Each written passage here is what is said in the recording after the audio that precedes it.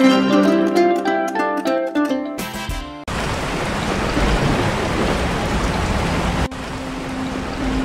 সময়কার কথা, রায়গড় রাজ্যে রাজা দেবধরের রাজত্ব ছিল।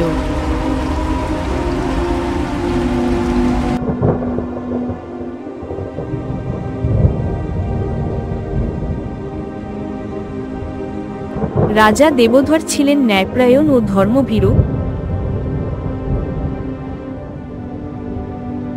কিন্তু তার জীবনে এক বড় অভাব ছিল।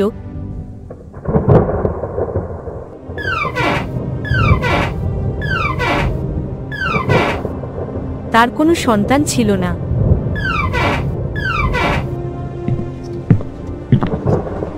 এই ব্যথা তাকে প্রতিনিয়ত তাড়িয়ে বেড়াত।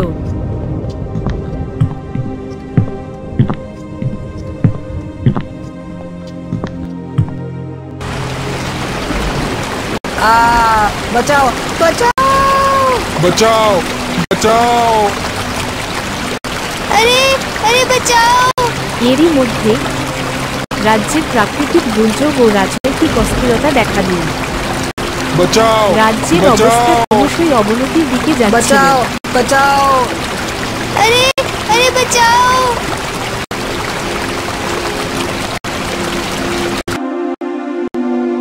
রাজকোষ শূন্য হয়ে পড়ছিল, আর রাজা নিজেও এই সংকট থেকে মুক্তির কোনো উপায় খুঁজে পাচ্ছিলেন না। মন্ত্রীমশাই, মনে হচ্ছে আমাদের রাজ্যকে কারো কুদৃষ্টি লেগেছে। মহারাজ, আপনি চিন্তা করবেন না, কোনো না কোনো সমাধান নিশ্চয়ই পাওয়া যাবে। সন্তান না থাকার দুঃখ তো আগে থেকেই ছিল, তার ওপর এখন এই মহাসংকট। এই সমস্যার সমাধানের জন্য কেন আমরা গুরুজির পরামর্শ না নিই? মন্ত্রীমশাই, আপনি ঠিক বলছেন। গুরুদেবের আশীর্বাদেই আমাদের সমস্যার সমাধান নিতে পারে।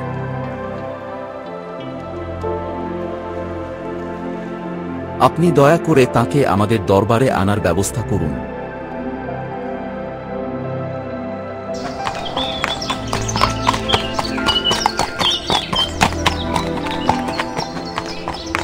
মন্ত্রী রাজা দেবধরের বার্তা গুরুজির কাছে পৌঁছে দেন।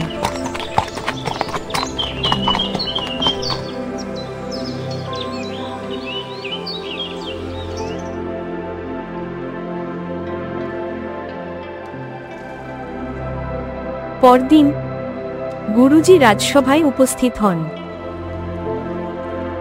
গুরুজির আগমনে রাজদরবারে এক প্রশান্তির পরিবেশ সৃষ্টি হয়। গুরুদেব, আমাদের রাজ্যে আপনাকে স্বাগতম। আপনার পদধূলিতে আমি ধন্য হলাম। রাজন, বলুন, আপনার মনে কোন দুশ্চিন্তা কাজ করছে? নির্ভয়ে আমার সঙ্গে ভাগ করে নিন। গুরুদেব, আমি নিঃসন্তান, আর এই সত্য আমাকে প্রতিনিয়ত কষ্ট দেয়। ভাবছি আমার পরে আমার বংশ কিভাবে এগিয়ে চলবে।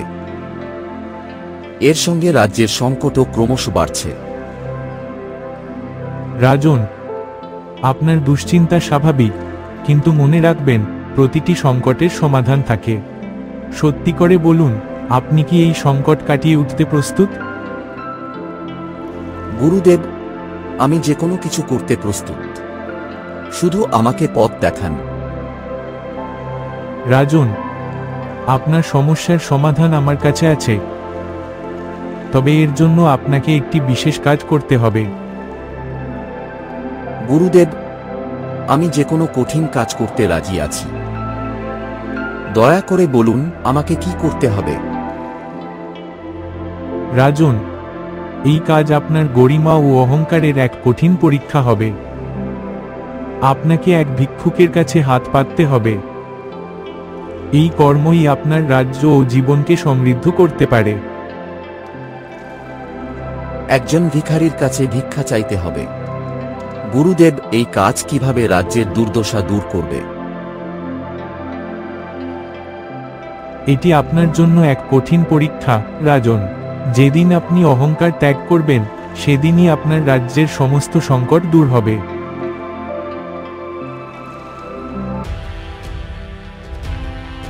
গুরুজির কথা শুনে রাজা দেবধর তার মন্ত্রীকে এক ভিক্ষুক খুঁজে আনতে বলেন।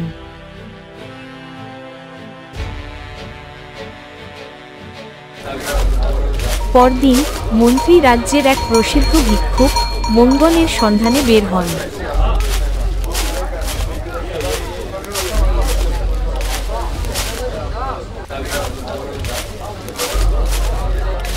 মঙ্গন ছিল একেবারেই সাধারণ জীবনযাপনকারী ব্যক্তি,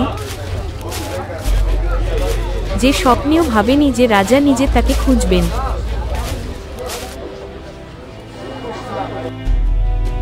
ওহে মঙ্গন, আমরা তোমাকে খুঁজতে এসেছি।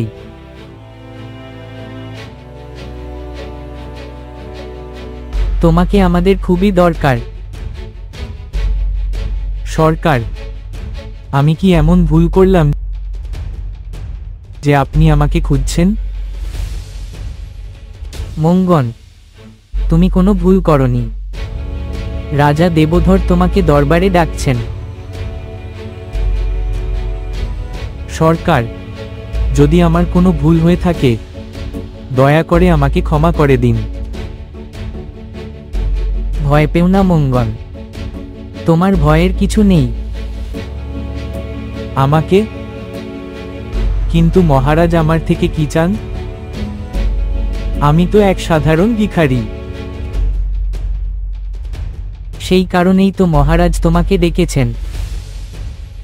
তাহলে কি মহারাজ আমাকে দান দেবেন?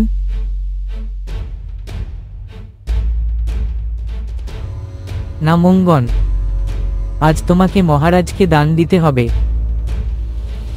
কি মজা করছেন মন্ত্রীজি? আমি রাজাকে দান দেব? এই কি কখনো সম্ভব? তোমার যা কিছু আছে তাই দিতে হবে। গুরুজির মতে এটাই রাজ্যের সংকট দূর করবে। মন্ত্রীজি, আপনার কথা শুনে মনে হচ্ছে যেন আমাকে ফাঁদে ফেলা হচ্ছে। তবে ঠিক আছে, আমি তো আপনাকে নাও বলতে পারি না। মঙ্গন মন্ত্রীকে সঙ্গে নিয়ে রাজদরবারের দিকে রওনা হয়।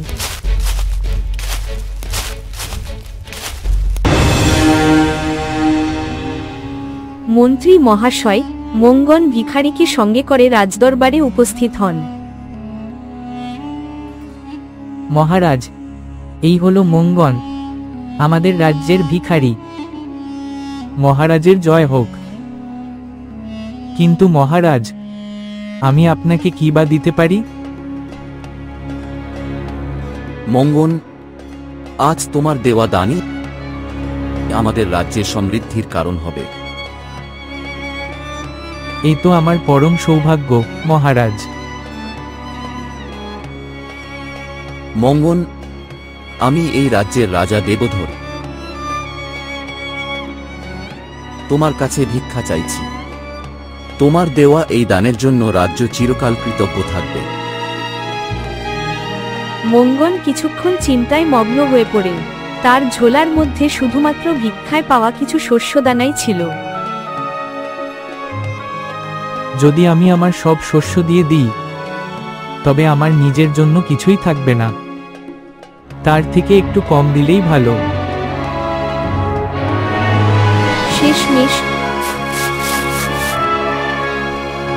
মঙ্গন তার ঝোলা থেকে মাত্র এক মুঠো শস্য রাজাকে দান করে। মন্ত্রীমশাই, মঙ্গনকে তার দানের প্রতিদান দিন। মন্ত্রী মঙ্গনকে তার দান করা শস্যের ওজনের সমান এক ছোট পুটলি উপহার দেন। মঙ্গন, এই নাও তোমার উপহার, তবে এটা বাড়িতে গিয়ে খুলবে।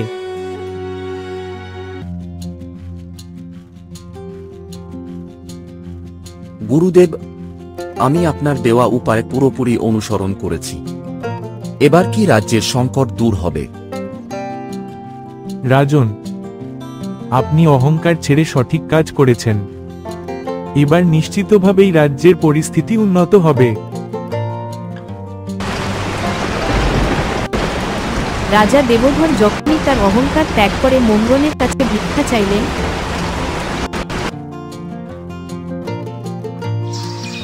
তখনই রাজ্যে সমৃদ্ধি ফিরে এল।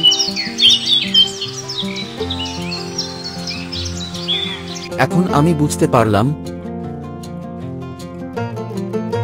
প্রকৃত রাজা সেই যে অহংকার ত্যাগ করে প্রজাদের কল্যাণের জন্য কাজ করে। ওদিকে মঙ্গন সেই পুটলি হাতে নিয়ে দ্রুত বাড়ি ফিরে আসে।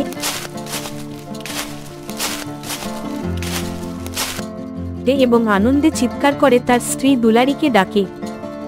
দুলারি, ওরে দুলারি, তাড়াতাড়ি বাইরে আয়।